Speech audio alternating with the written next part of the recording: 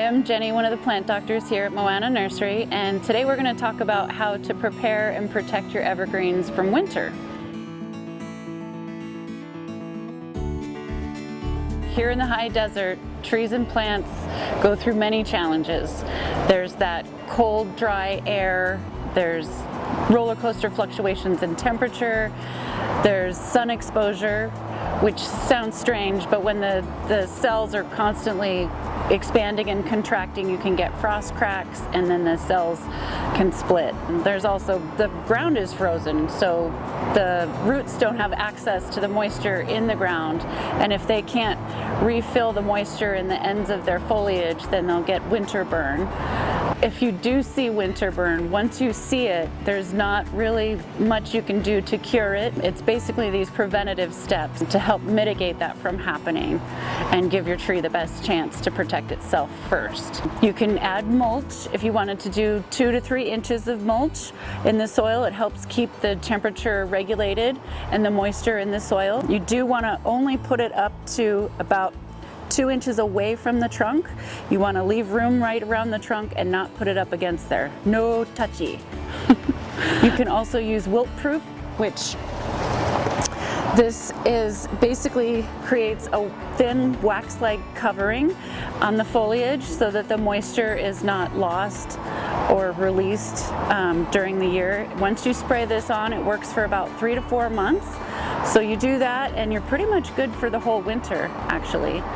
It's also very handy if you have cut greens or wreaths, and then you spray them and they look vibrant and alive for a lot longer. You definitely want to give them a good deep soak before the ground freezes. That'll have that water accessibility, and then they can fill themselves up before a hard freeze comes.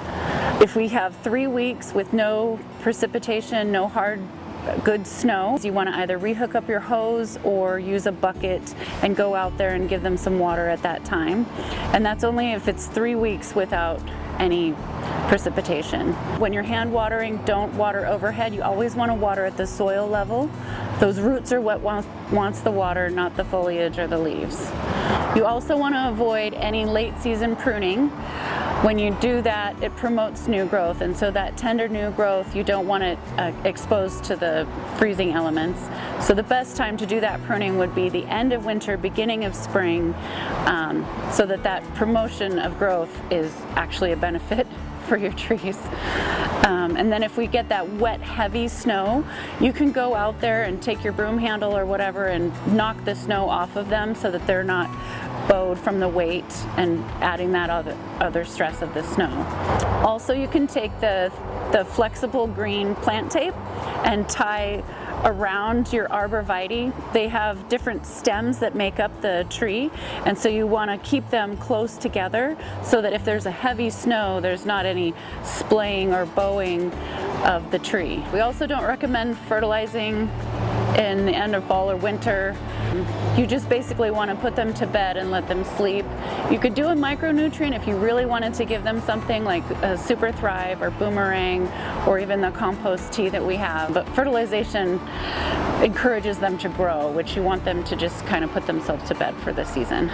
Since our evergreens are something that gives us pleasure all year round and we can enjoy them, you do want to take these steps to protect them and prevent any damage from the harsh environment that we get in our winters.